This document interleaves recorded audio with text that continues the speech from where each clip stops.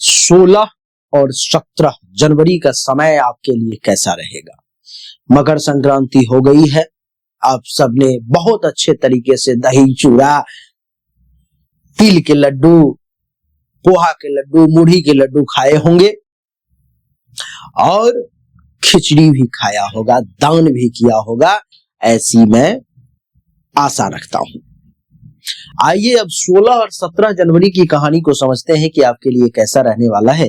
सबसे पहले 16 और 17 तारीख के पंचांग को हम समझें कि क्या कहता है पंचांग। 16 तारीख को त्रयोदशी तिथि, शुक्रवार का दिन, चंद्रमा धनु राशि में, शुभ समय 12:09 PM से 12:51 PM तक, राहु काल 11:11 AM से 12:30 PM तक और दिशा शूल पश्चिम दिशा की तरफ है। 17 तारीख को चतुर्दशी तिथि, चंद्रमा धनु राशि में, शनिवार का दिन, शुभ समय अभिजीत मुहूर्त 12:10 PM से 12:52 PM तक और राहु काल 9:53 AM से 11:12 AM तक और दिशा शूल पूर्व दिशा की तरफ है। देवी सज्जनों, 18 तारीख को भी ये राशिफल लागू होगा, जो जिसमें चंद्रमा 4:41 शाम तक धनु राशि में ही है। तो ये 18 तारीख का भी हमारा राशिफल रहेगा, जो रविवार का दिन है और शुभ समय 12:10 PM से 12:52 PM तक, राहु काल 4:29 PM से 5:48 PM तक और दिशा शूल पश्चिम दिशा की तरफ है। देवी और सज्जनों, इसमें मैंने आपको 3 चीज जो बहुत ही महत्वपूर्ण बताई है, वो है दिशाशूल। दिशाशूल का अर्थ है कि इन 3 दिनों में अर्थात 16, 17 और 18, इन 3 दिनों में आपको उस डायरेक्शन में यात्रा नहीं करना है जिस दिन जिस डायरेक्शन में दिशाशूल बताया है।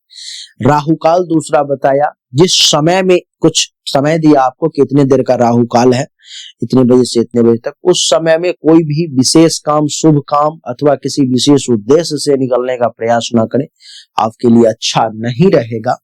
और तीसरा हमने आपको बताया शुभ समय अभिजीत मुहूर्त, जो सबसे उत्तम है, इसमें जो भी करोगे विजय पाओगे, सफलता मिलेगी।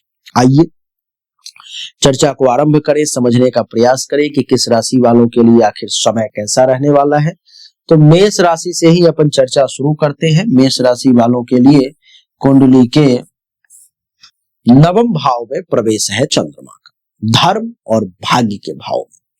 तो मेष राशि वालों को भाग्य का सहयोग मिलेगा, धार्मिक कार्यों में आपकी रुचि बढ़ेगी, यात्रा के भी योग है, विशेषकर तीर्थ यात्रा के योग है, गुरु, पिता या बड़े लोगों से भी आपको लाभ मिलने के योग है, सम्मान और प्रतिष्ठा की भी प्राप्ति का भी विशेष योग आपके लिए मैं बनता हुआ मेष राशि वाले देख पा रहा हूं। मेष के बाद बात करूंगा वृषभ राशि की। वृषभ राशि वालों के लिए अष्टम भाव में प्रवेश है चंद्रमा का, जो ये दर्शा रहा है कि आध्यात्मिक झुकाव इस समय में आपका बढ़ेगा, छुपे हुए लाभ या अचानक परिवर्तन देखने को मिल सकते हैं, स्वास्थ्य पर ध्यान देने की आवश्यकता है, गुप्त शत्रु या अनजाना भय आपको परेशान कर सकता है, मन में बेचैनी और अशांति आपको परेशान कर सकती है, इसलिए सावधान।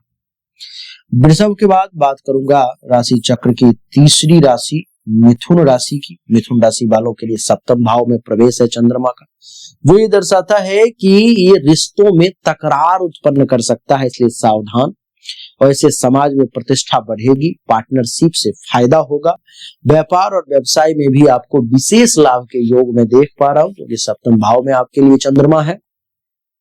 सप्तम भाव दाम्पत्य जीवन का भी होता है, तो दाम्पत्य जीवन में भी मधुरता के योग में आपके लिए देख पा रहा हूं।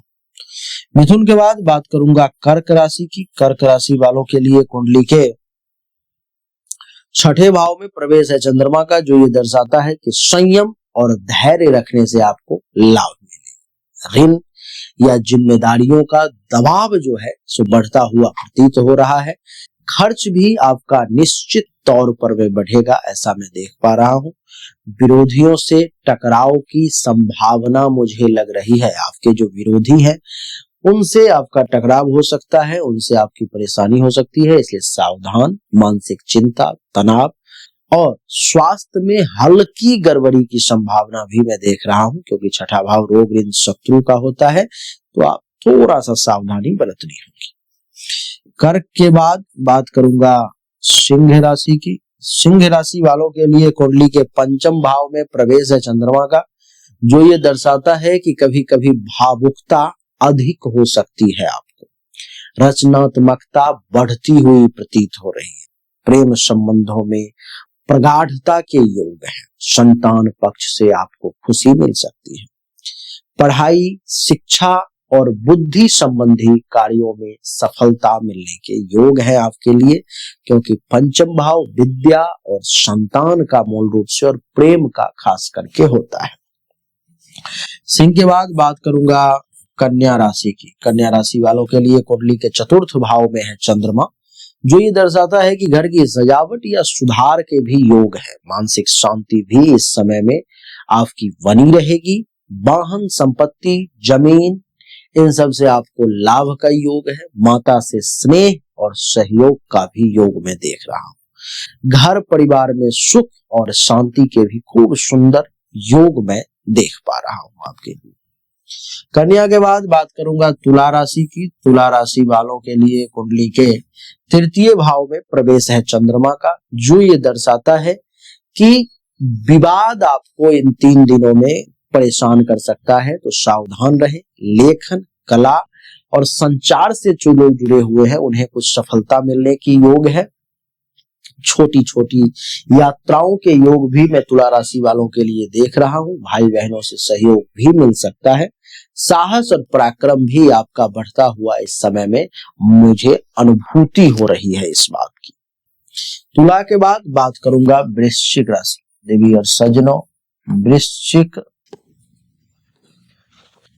राशि वालों के लिए कुंडली के द्वितीय भाव में प्रवेश है चंद्रमा का, जो दर्शाता है कि आपका खर्च अचानक से बढ़ सकता है, खाने पीने की वस्तुओं में आपकी रुचि बढ़ सकती है, वाणी आपकी मधुर होती हुई प्रतीत हो रही है, धन लाभ की संभावना भी मुझे दिखाई दे रही है, पारिवारिक माहौल आपका सुखद रहेगा इस समय में, ऐसा मैं देख पा रहा हूं। वृश्चिक के बाद बात करूंगा धनु राशि की।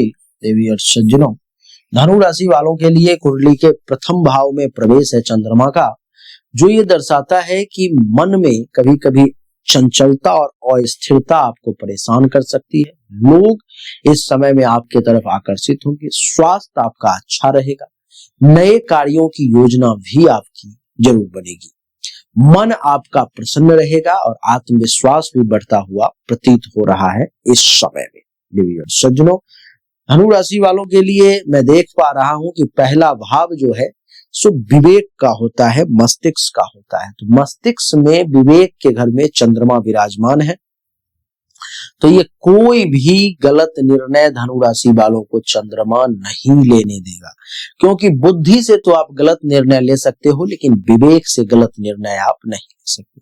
प्रथम भाव में है तो शारीरिक तौर पर मैं आपको मजबूत भी बनाने का प्रयास करेगा और कुछ ऐसे काम करवाएगा आपसे जिससे अपने आप में मन ही मन गर्व की अनुभूति आपको प्राप्त होगी। धनु के बाद बात करूंगा मकर राशि की। मकर राशि वालों के लिए कुंडली के द्वादश भाव में प्रवेश है चंद्रमा का, जो ये दर्शा रहा है कि खर्च बढ़ सकता है, नींद में बाधा या मानसिक अस्थिरता आ सकती है, विदेशी कार्य या यात्रा के भी योग है, दान पुण्य और आध्यात्मिक झुकाव भी देखने को मिल सकता है, छुपे खर्चों पर में ध्यान देना चाहिए आपको इस समय में, जो भी गुप्त खर्च है उससे आपको बचना चाहिए। मकर के बाद बात करूंगा कुंभ राशि की। कुंभ राशि वालों के लिए कुंडली के एकादश भाव में प्रवेश है चंद्रमा का, जो ये दर्शाता है कि मानसिक प्रसन्नता और उत्साह के योग बन रहे हैं, नए स्रोतों से आपको लाभ मिलेगा, इच्छाओं के पूर्ति का भी योग आपके लिए मैं देख पा रहा हूं, मित्रों और शुभचिंतकों से सहयोग भी आपको जरूर मिलेगा, आय में वृद्धि के भी योग है। कुंभ के बाद राशि चक्र की अंतिम राशि मीन राशि। मीन राशि वालों के लिए कुंडली के दसम भाव में प्रवेश है चंद्रमा का, जो ये दर्शा रहा है कि काम का कुछ बोझ बढ़ सकता है जरूर, मगर नए अवसरों की प्राप्ति होगी, अधिकारियों का सहयोग मिलेगा। नौकरी और व्यापार में भी उन्नति के योग है आपके लिए। कार्य क्षेत्र में भी निश्चित तौर पर में सफलता आपको मिल सकती है, ऐसा मैं देख पा रहा हूं। तो 16, 17 और 18 जनवरी का यही था राशिफल जो मैंने आपको बताने का प्रयास किया। उम्मीद करता हूं कि ये छोटा सा वीडियो आपको अच्छा लगा होगा, पसंद आया होगा। अगर आपको अच्छा लगा, पसंद आया, इस वीडियो को लाइक करें, शेयर करें, चैनल को सब्सक्राइब करके इसके बेल आइकन के बटन को दबा दें। और पर्सनली अगर इसी प्रकार से अपनी जन्म कुंडली का आप विवरण चाहते हो, हर एक ग्रह, हर एक भाव के बारे में जानना चाहते हो, अथवा जन्म कुंडली नहीं है आपके पास में, तो आप अपनी हस्तरेखा के अनुसार जानना चाहते हो, तो आप जरूर मुझसे व्हाट्सएप पर में संपर्क करें। सामने आपको व्हाट्सएप नंबर दिखाई दे रहा होगा, उस पर मैसेज करें। अपनी बर्थ डिटेल, दोनों हाथ की हथेली का फोटो, सही और उचित जानकारी आपको मैं देने का प्रयास करूं। राधे राधे, राम राम।